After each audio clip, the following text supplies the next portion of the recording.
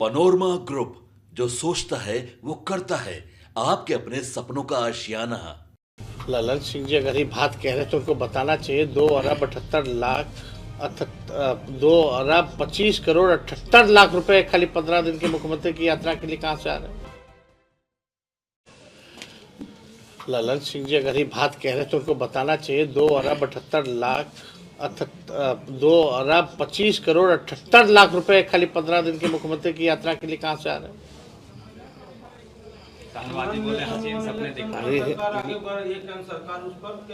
क्या क्या one nation one election जो है वो देखिए, जो संवैधानिक ढांचा है इस पे प्रहार है। क्षेत्र के मुद्दे को जो है गौन हो जाएगा। कहीं भी चुनाव होगा तो जो स्टेट का भी जो चुनाव होता है लोकल इश्यूज पे होता है वो गौन हो जाएगा। अभी ये लोग ला रहे हैं, ये लोग तो आरएसएस के एजेंडा को लागू करना चाह रहे हैं ना, इसलिए हम लोग कहते हैं ये लोग संविधान के विरोधी हैं। और अभी कह रहे हैं वन नेशन वन इलेक्शन, आगे कहेंगे वन नेशन वन पार्टी, फिर कहेंगे वन नेशन वन लीडर। क्या मतलब है? पता चलेगा बाद में कहेंगे कि अब असेंबली का चुनाव की जरूरत ही नहीं है, नॉमिनेटेड सीएम और गवर्नर दे दो। ये बीजेपी के लोग जो हैं रियल इश्यूज पे बात नहीं करते हैं।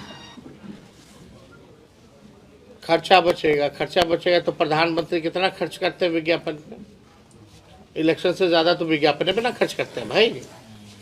11 साल में अब तक कितना विज्ञापन पे खर्चा किया, जरा बता दे, हिसाब दे दे भारत सरकार। जरा बताए कितना खर्च हुआ, अगर खर्च ही बचाना है तो देखिए, जो इलेक्शन कमीशन बाय इलेक्शन समय एक बार नहीं करा सकता, 4-5 राज्यों का चुनाव एक साथ नहीं करा सकता, बिहार में एक फेज में चुनाव नहीं करा सकता, उससे क्या उम्मीद की जा सकती है कि वो वन नेशन वन इलेक्शन कराएगा। मैं तो सवाल, बिहार का चुनाव आप लोग भी जानते हैं कि एक बार में ही होता है ना, राज्य और दूसरे राज्य का तो होता नहीं है। जब बिहार का समय होता है तो भी अलग अलग फेज क्यों, एक फेज क्यों नहीं? ये तो सवाल बनता है। तो ये सब देखिए, केवल आरएसएस के एजेंडे को लागू करना है और ये केवल हमसे मैं सीमित रहना चाहते हैं। केवल जो हो यही रहे, मोदी जी रहे, मोदी जी रहे, उसके लिए इसका चुनाव इंडिया गठबंधन में दरार बढ़ रहा है। आपका जो A to Z है उसका कौन क्या आपके पास कौन सा दरार बढ़ रहा है? आप देख रहे हैं अलग अलग दोनों खड़ा हुआ है। केजरीवाल अलग है, कांग्रेस अलग है, वो स्टेट का है। ममता बनर्जी का वही हाल है। आप वो तो पहले ही आप लोग जब इंडिया अलायंस बना था तो तय था कि भाई स्टेट में है जो अलग है, इंडिया का अलग रहेगा। उत्तर प्रदेश में जो चुनाव हुआ उसमें भी दोनों अलग। आप समझ ही नहीं पा रहे। उत्तर प्रदेश में हुआ तो रिजल्ट क्या आया? रिजल्ट तो अपेक्षित रिजल्ट जो चुनाव में आया था उससे काफी कम आया। आप 2 सीट जीते। आपको बिहार की चिंता है तो बिहार में तो सबसे ज्यादा इंडिया अलायंस के मेंबर है, 7 दल है। तो बिहार अरे आप बताओ ना, यहाँ कांग्रेस साथ में है, तीनों लेफ्ट पार्टी साथ में है कि नहीं? वीआईपी पार्टी साथ में है, सब तो इंडिया के अलायंस के मेंबर हैं ही यहाँ।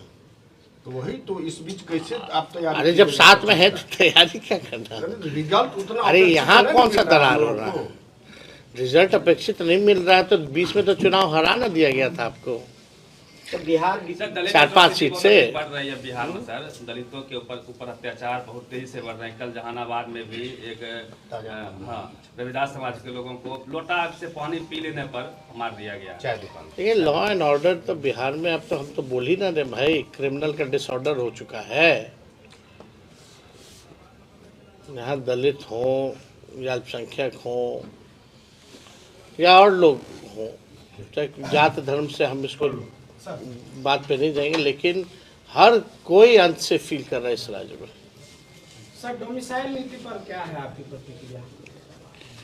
हम लोग तो स्पष्ट कर ही चुके हैं इस पे भाई, इसमें तो स्पष्ट हो ही चुका है, इसमें कहाँ कोई दो रहा है। आप जब सरकार में थे उसी समय यहाँ बहाली हुई शिक्षकों की कुछ बाहर के टीचर आए, 40,000 नंबर टीचर हैं। आपको कितने लोगों की नौकरी लगी है?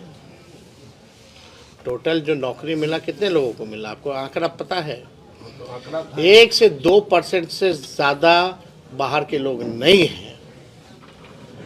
और ये तब था जब मैथ्स के टीचर बिहार में कोई फॉर्म ही नहीं भरा, इंग्लिश का टीचर कोई बिहार में मिल ही नहीं रहा। तो विद्यालय में आप मैथ्स नहीं पढ़ाइएगा, इंग्लिश नहीं पढ़ाइएगा, तो पढ़ाइएगा तो लाइएगा कहाँ से टीचर जब बिहार में मिल ही नहीं रहते? तो सर ये ताजा मामला बिहार का बीपीएस कहाँ से लाते हैं? 1 से 2% ज़्यादा नहीं है, लेकिन इस पर हम लोग विचार करें। ताजा मामला बीपीएससी से जुड़ा हुआ है, ये प्रकरण कैसे देख रहे हैं सर? क्या लगता है इसमें? अब आप देख लीजिए, ये नीतीश जी के राज है। तेजस्वी से पहले पेपर लीक, तेजस्वी के बाद पेपर लीक। हम लोगों ने भी परीक्षा कराया, 3 महीने में विज्ञापन हुआ, परीक्षा दिया, रिजल्ट आया, नियुक्ति पत्र मिला 3 महीने के अंदर। तब तो कोई पेपर लीक नहीं हुआ था। आज सब जो है पेपर लीक किया जा रहा है। आज जो सेंटरों में ड्यूटी ली जा रही है वो आउटसोर्स लोगों की ड्यूटी ली जा रही है। चाहे जितने भी स्टाफ हो, पेपर बांटने से लेकर के ले जाने वाले लोग, और जितने आउटसोर्स्ड हैं सब कोचिंग माफिया के लोगों को डाल दिया गया है। तो पेपर तो लीक होना ही है। ये स्थिति बनी हुई है। तो आप देखिएगा पेपर लीक, चाहे मैट्रिक का परीक्षा हो या बीपीएससी तक का परीक्षा हो, हर एक पेपर में, परीक्षा में पेपर लीक होता है। ये पूरी तरीके से माफियाओं को जो है सरकार संरक्षण दे रही है। अब तक कितने पेपर लीक हुए हैं? कोई कार्रवाई अगर हुई हो तो बता दो, किसी भी मंत्रियों पर या अधिकारियों पर, किसी पर भी। और जितने पेपर लीक के मामले हैं, एक ही जिले से तार क्यों जुड़ा हुआ है, ये भी जांच का विषय है। लेकिन सरकार जो है खामोश है। अद्भुत है ना कि मुख्यमंत्री हर एक विषय पे चुप रहते हैं।